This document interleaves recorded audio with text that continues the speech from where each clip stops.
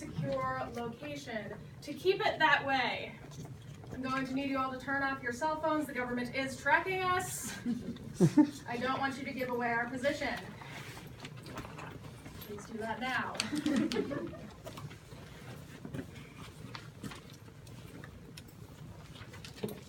Unfortunately, our co-presidents, Laverne Cox and the great Kate Bornstein, were not able to make it tonight. They are both very busy ladies. So I, as the vice president of the GDOQF, will be filling in for them. My name is Shannon Savard. My pronouns are they, them, and theirs. To answer some frequently asked questions, number one. Sorry. Come on, number one. If you use they/them pronouns, how will I know if you're a man or a woman? You won't, I'm not. Next question. But like for real, like are you a man or a woman? No. Number three. Well, they and them are plural. Wouldn't that imply that you're at least two people? Maybe I am, maybe I'm not. You're just gonna have to stick around and find out. Next. Won't your pronouns confuse people? Usually. Next. You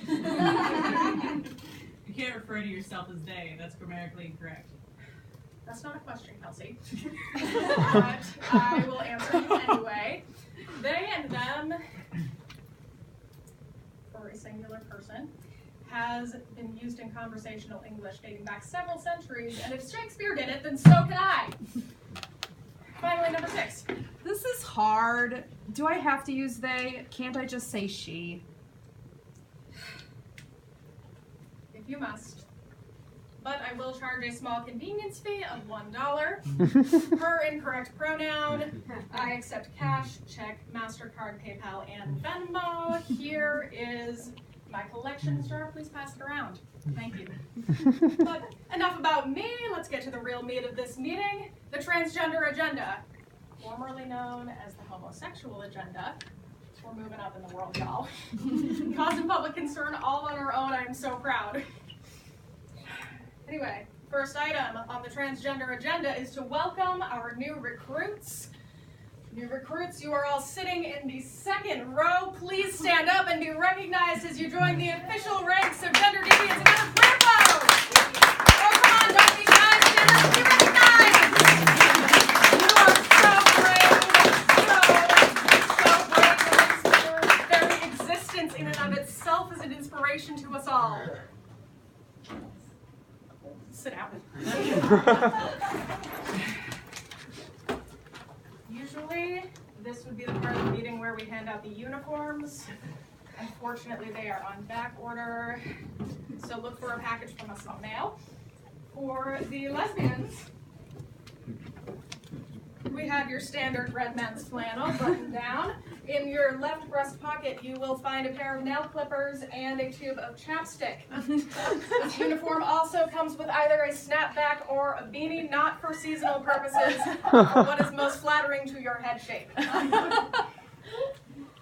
Gays, you will get a complete wardrobe makeover, as well as a customized workout plan based on the animal that you most resemble. I will personally be making that decision for you. Bear. Otter.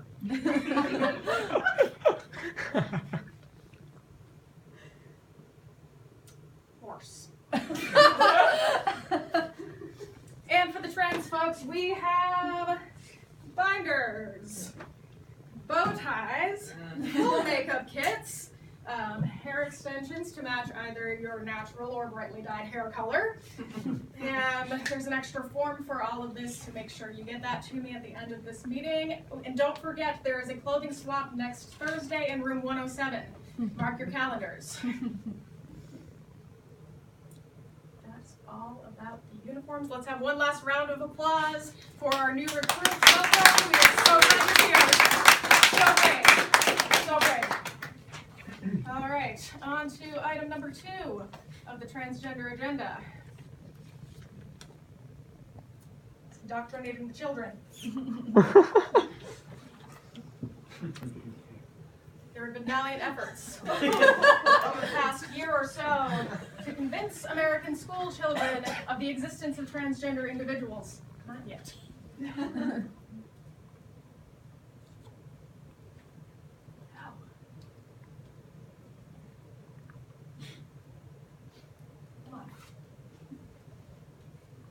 What this woman's talking about, as you can see, she's clearly distressed. Right now, lettering in this book. Power is on. Welcome to all tech plan All right. Teachers have ever so slyly slipped a book about a transgender girl into the curriculum. As you can see, they did it successfully. However, they made one mistake. Can anybody tell me what that is?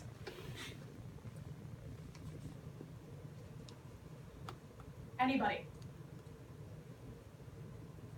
They directly addressed transgender people.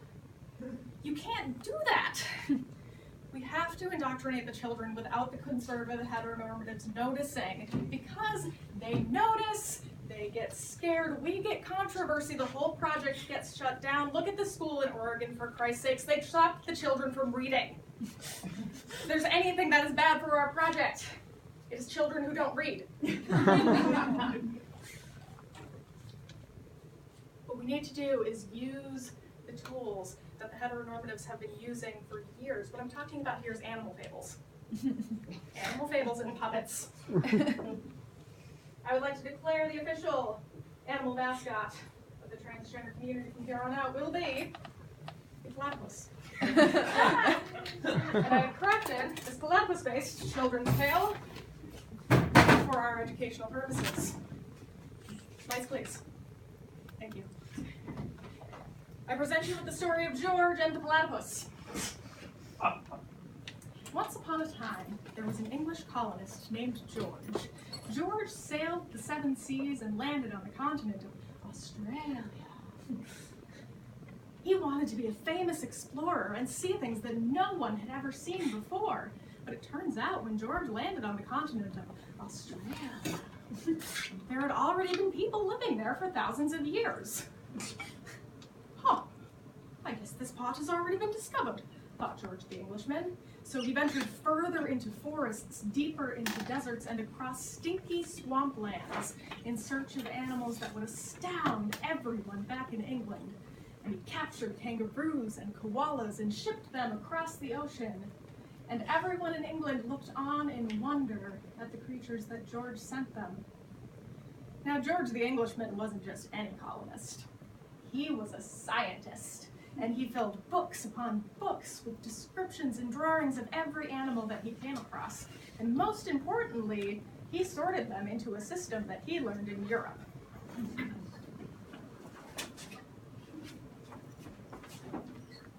There were mammals, who were warm and fuzzy. Reptiles, who are cold and scaly. Fish in the sea, birds in the sky, and reptiles all over the riverbanks.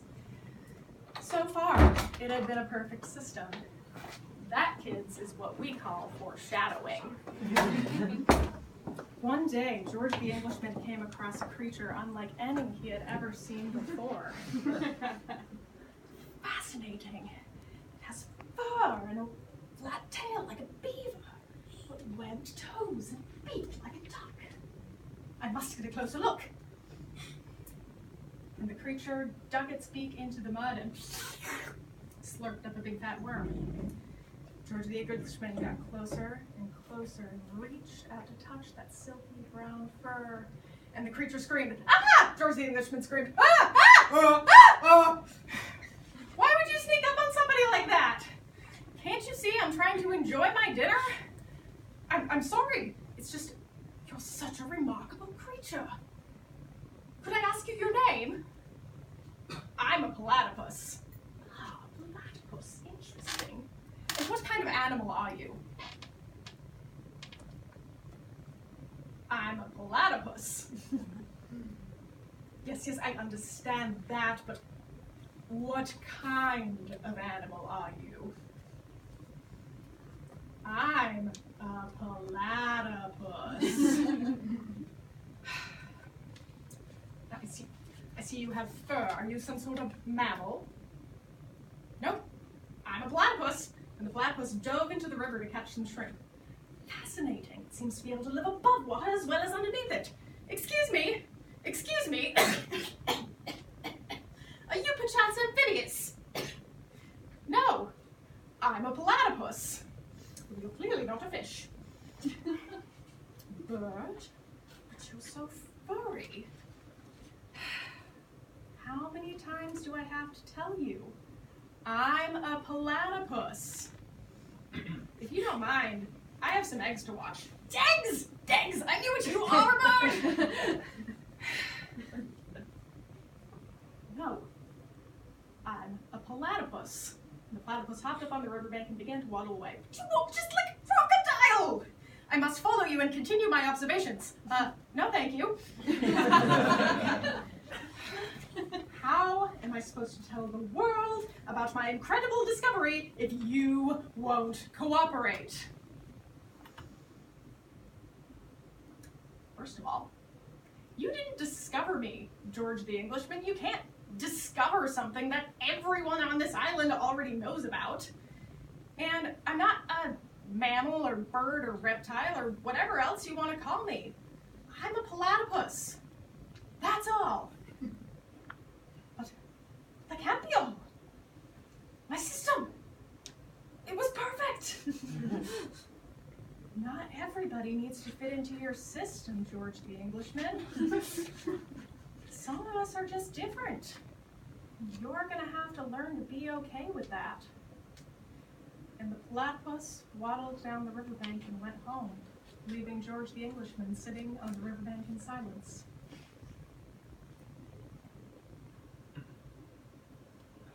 Maybe the system isn't perfect. Maybe whales live underwater, but they're still mammals. Penguins can't fly, but nobody tells them they don't get to be birds. And as for the platypus, maybe some of us are just different. And that's okay. I wonder, kids. George the Englishman's lesson apply to people too. Some girls wear skirts while they shoot hoops. Some girls wear baggy jeans while they decorate cupcakes. Some boys dance beautifully in the ballet after football practice. Some boys just love mud and monster trucks, and some of us are kind of like the platypus. And we don't really fit into either boy or girl. And that's just fine. Everybody has the right to tell us who they are. It's our job to listen.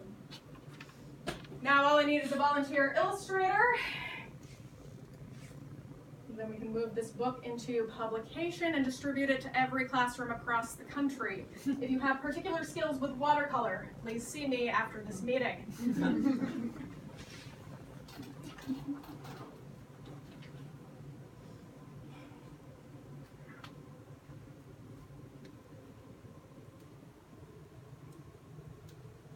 The next item will appear shortly, once my technology begins to cooperate. Item number 3 on the transgender agenda is burdening the American medical system. We're quite good at it.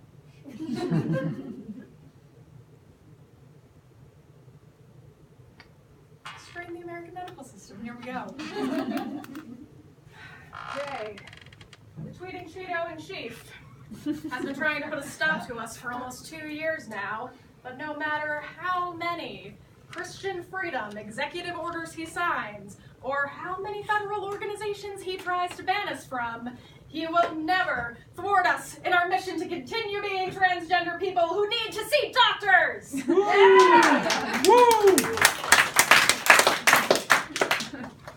Not to brag, but I've done my fair share of forcing the American medical system to confront my trans body. And I've had tremendous success in costing my insurance company thousands of dollars.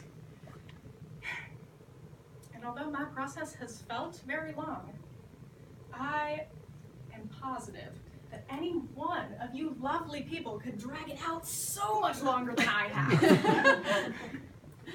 Now, the key to success in performing the transgender healthcare dance is to collect as many acronyms as possible. If you can get the entire alphabet, the Gender Deviants and Other Queer Folks of Ohio will award you with a personalized plaque, and you will be inducted into our Hall of Fame. Now, the process that I'm about to outline is the one that I have personally taken. You will have to complete most of these steps too, but you can add your own spin onto steps 5, 6, and 11. Before I get started, I need you. Can you keep track of my acronyms for me? I think I've almost reached Hall of Fame status. All right, so before I get started, I just need you to know I'm certified in CPR and AED. I hold a BA, an MA, I'm working on a PhD. Yeah, stop writing, none of those count. I'm messing with ya. The real step one in the transgender healthcare dance is questioning your sexual orientation. I'm not sure why this always comes first, but it seems to. That's LGBTQ, that one does count, write it down. Step number 2 is to question your gender identity. That might be FTM, GQ, NB, GNC, and you will need to come up with an explanation for your gender identity that can be understood by anyone, including but not limited to people who have never heard the phrase, let alone questioned their own gender identity. Step number 3, you might think this is the part where you get to start your transition, but not yet. You find a therapist, come out to her, and convince her to write a letter certifying that you are indeed a bona fide transgender individual. Step number 4 is have that same therapist diagnose you with a string of mental illnesses.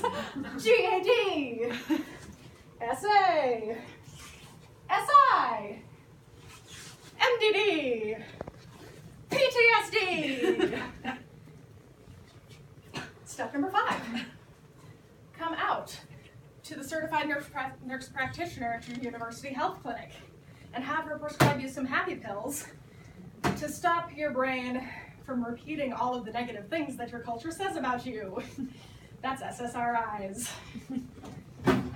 Item number 6 is to come out to a new therapist and undergo an extensive psychological treatment called prolonged exposure therapy, that's PE, to treat your PTSD that you have acquired courtesy of the violent young men of your youth and college days. Then you will relive your trauma for 75 hours. Relive your trauma over the course of 10 weeks. Relive your trauma, repeat. Relive your trauma, repeat. Step number 7 is, you can almost start your transition, is to convince this therapist to write that letter from step number 3 and have her document in excruciating detail. Here we go. Your long and troubling history of gender dysphoria. Your marked incongruence between your experienced or expressed gender and your physical sex characteristics. Your strong desire to be rid of those sex characteristics. I'm okay with my vagina. Thanks. Your strong desire for the sex characteristics of the other gender. I think penises are kind of weird. Your strong desire to be treated as the other gender. Not a man. Your strong conviction that you have the feelings of the other gender. Not a man. Fit your life into a narrative of suffering. Relive your trauma. Pathologize yourself. Relive your trauma. Have a certified mental health professional confirm that your experience is real. That one's GID. Step number 8, find a surgeon who is willing to cut the breasts off of genderqueer people. Come out to him. Contact your insurance company to see if they will pre-approve you for surgery. Wait 4 months for them to make a decision. Book your surgery date. Wait another 5 months for that. Step number 9 is to book a physical before your surgery and come out to the receptionist because you need to console her and assure her that your double mastectomy is not treatment for breast cancer that you are dying of at 25. She's very upset. Step number 10, find a second job because your insurance company decided that cutting you open was medically necessary, but putting you back together afterwards was entirely cosmetic. Step number 11, you can finally start hormone replacement therapy. That's HRT. Provided that all other existing medical conditions are completely under control.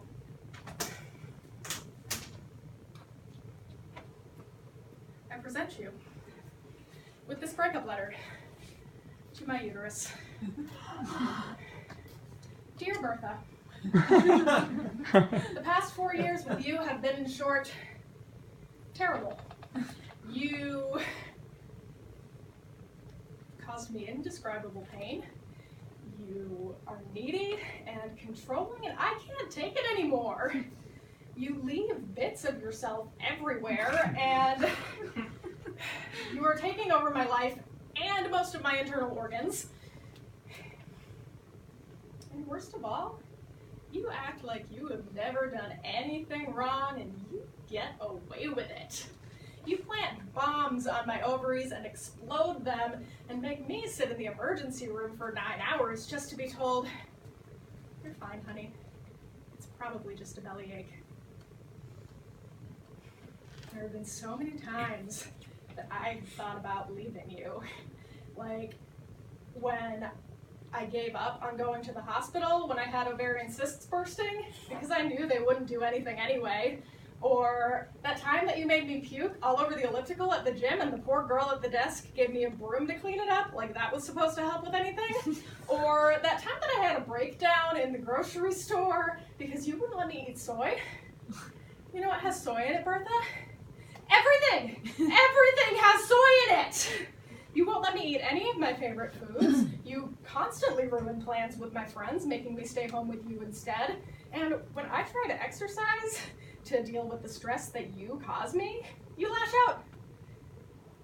You're like living with an abusive roommate, and I am locked in a lifelong lease, but I'm not going to take it anymore. I'm leaving. For real. Goodbye, Bertha. See you in hell.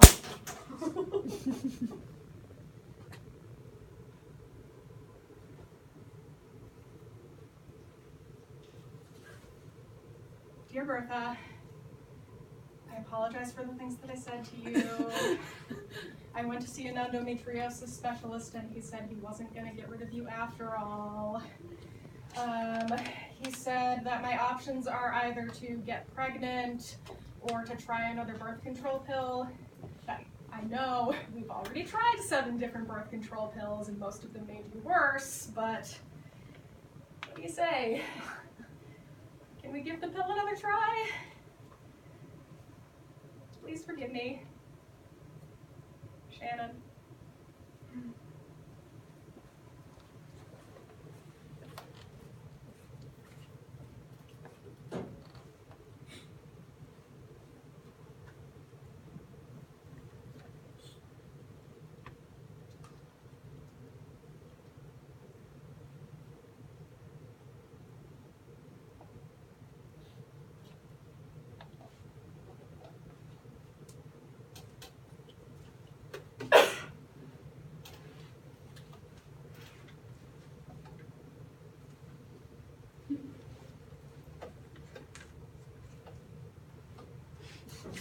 Oh no.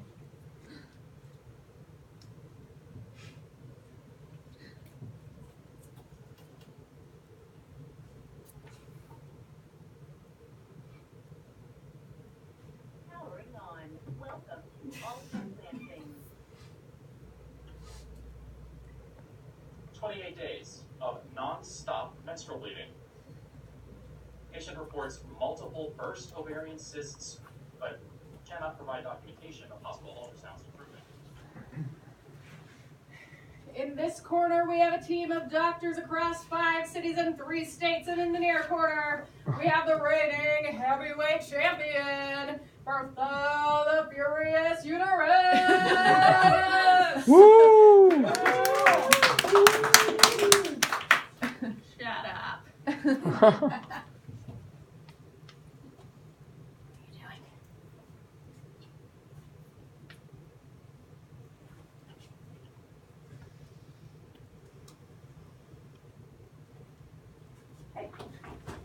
Hey, will you quit jostling me? Hey,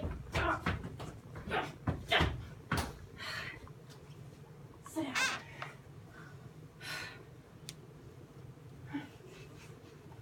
Hey, you planning on going out? What are you doing? It is definitely past 8 p.m. You know I need my beauty sleep. Get home this instant. Do I smell pulled pork? Pulled pork sandwich that breaks all of the rules. It's red meat. That bun was definitely not gluten-free. There was soy in that barbecue sauce. Don't even try to tell me those French fries were made with organic potatoes.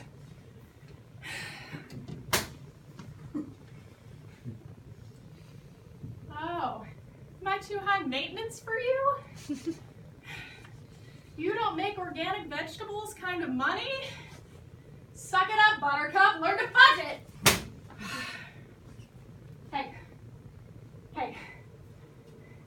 You get those latex ladyfingers away from me. Thank you. I see you Googling discount hysterectomy. You think you're gonna get a plane ticket to Mexico for cheaper than gluten-free groceries? Ha! You're not getting rid of me that easy. What? You want me to stop? You want me to stop? You know how to make me stop. You heard the doctor, man. All you gotta do is give me a baby. Excuses. I'm gay. Not even a woman. I'm not financially stable enough to afford birth control or fertility treatment. Get yourself a turkey baster, you useless carpet muncher! You see what I deal with? The worst. No respect.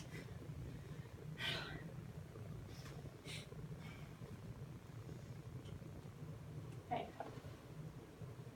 What is in that needle? What is that? No. No.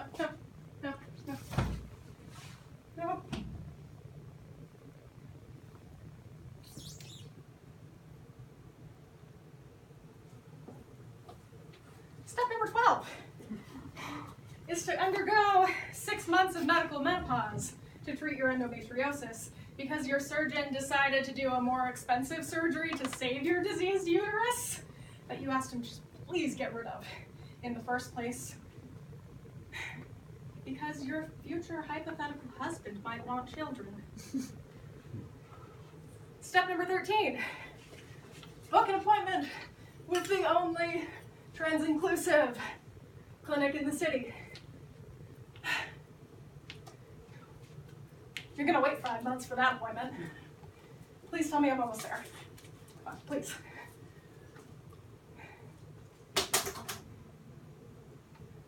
Continue waiting.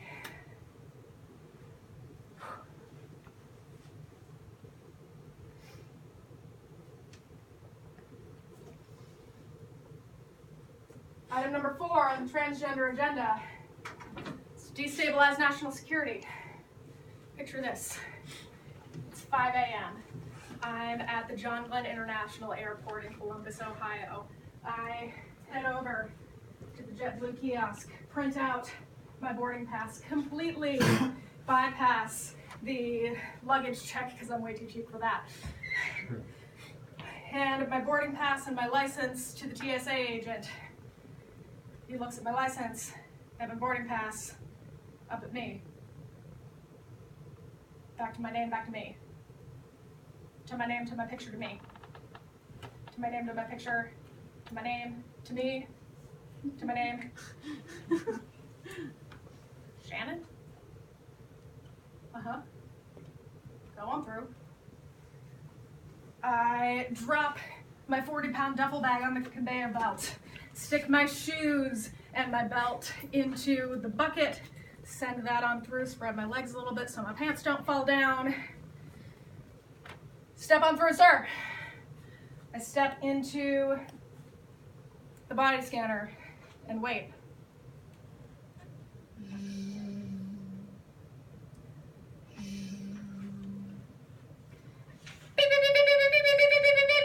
Anomaly! This young man is smuggling something under his shirt and he forgot his penis at home. Step to the side, ma'am. I'm gonna need to feel between your breasts. We can do this here, or we can go someplace private. I know that I am about to get a Supreme Court justice worthy groping. I want witnesses.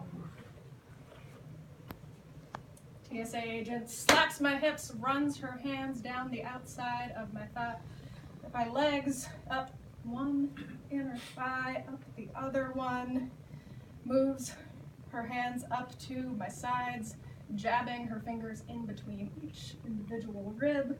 She moves her hands to the middle, circles my boobs 3 times, and dives down the middle. I can see the panic in her eyes. She's hit my binder. It's tight, it's got a bit of bounce to it. She can't hit my sternum. So she begins to saw at my chest very vigorously. Her supervisor takes over. She slaps my hips down, my legs up one inner thigh and the other, up my rib cage between the ribs, circle the boobs 3 times and down. She begins caressing the back of my head. She makes the most meaningful eye contact I've ever had with a stranger. She says, "You're free to go, honey. If your body is a threat to national security, use it well."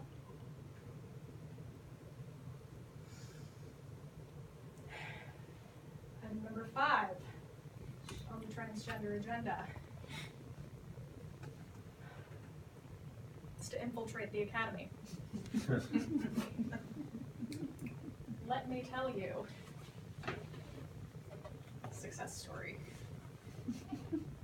My 2017 mission to invade the Mid-America Theater Conference and clear that space the hell up. To add to the challenge, this conference was hosted in Houston, Texas, when the entire state was in the middle of this large-scale campaign to convince the public that transgender people are really men in dresses after your wives and daughters. I covered over 1,200 miles in this mission alone, and it all started with an email. Hey Shannon, congrats again on your acceptance to the Mid-America Theater Conference Pedagogy Symposium. Your panel will be at 3 o'clock in conference room D on the 18th. If you could send me a short bio for introductions, that would be great. See you in Houston. Best. And again.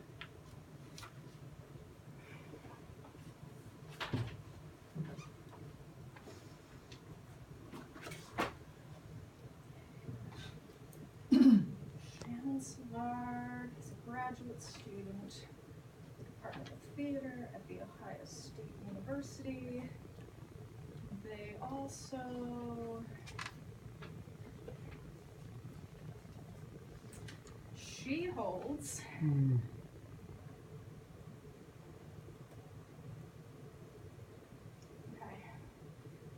use they, and he'll either think that he forgot to copy someone in on the email, or that I just don't know how to use the English language. I've only read the abstract. What is boss. What if he's a white dude? Andy Gibb? Definitely a white dude. I just use she. It's fine. It's Shannon Savard. You are presenting on LGBT inclusion in educational theater. You can't misgender yourself.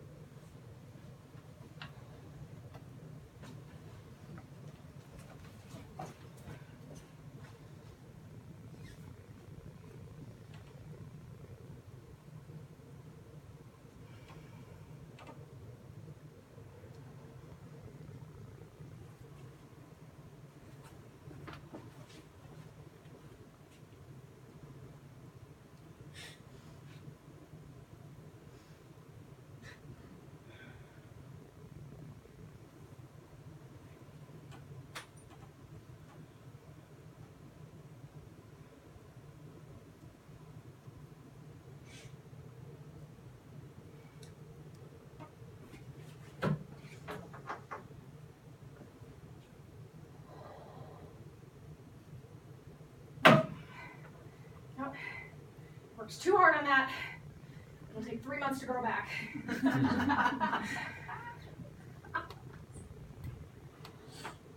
You look like a man in a dress anyway, that's what they're afraid of. Okay, just... I have to call. I have to call them.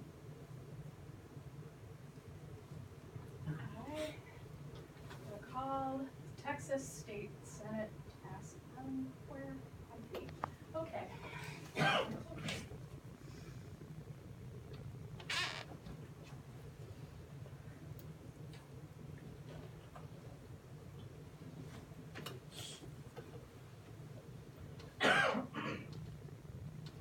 Hi, is this Senator Colkert's office? My name is Shannon Savard. I'm transgender. I'm going to be traveling to Texas for an academic conference in March, and I had a few questions about SB6.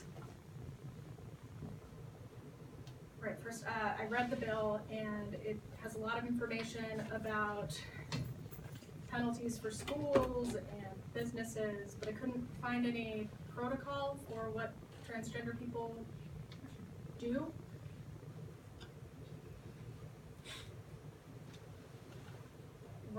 Right, it's about women's privacy, not transgender people. Got it. Other question. How likely, what's the timeline on this bill? How likely is it to go through by March? Could you please stop calling me ma'am?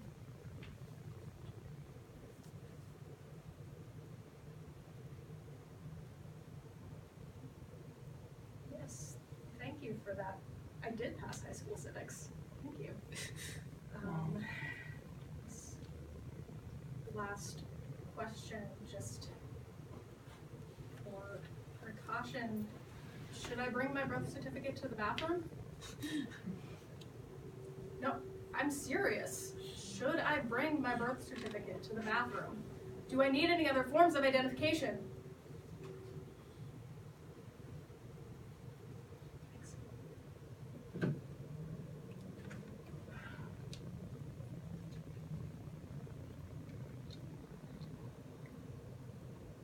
I need a minute. Can we take a quick break? A quick recess. 5 minutes. Come back in 5.